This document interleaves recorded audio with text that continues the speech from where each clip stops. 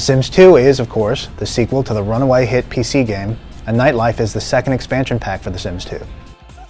The Sims 2 is still all about watching little people, or Sims, lead their lives, fulfilling their needs, and chasing after their life goals, like career success and romance.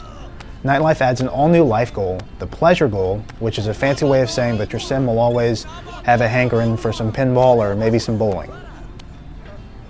Bowling, karaoke, art galleries, fancy restaurants, all this stuff is waiting for your Sims in the new downtown area, which is a perfect place to have an outing. Outings are probably the biggest addition that Nightlife makes, since they give even more focus to a game that some critics feel is a little too open-ended.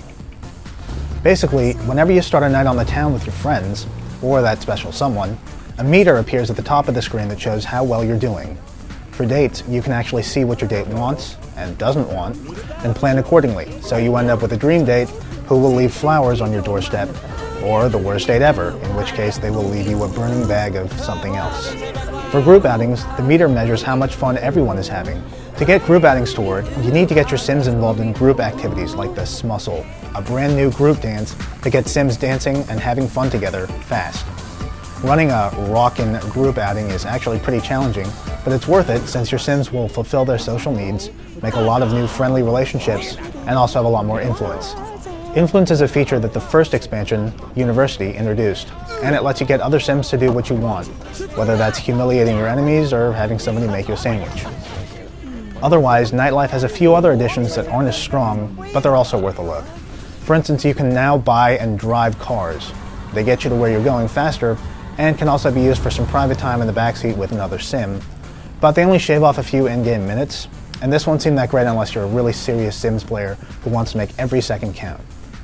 Nightlife also adds vampires, which are rare and, in some cases, seem like a little more trouble than they're worth. If you're lucky, you can find the Count wandering around downtown, who will turn you into a creature of the night. While vampires can turn into bats and can turn other Sims into vampires, they can't really do well in most careers and they have trouble with long-term relationships. Being a vampire is really more of a novelty than anything else.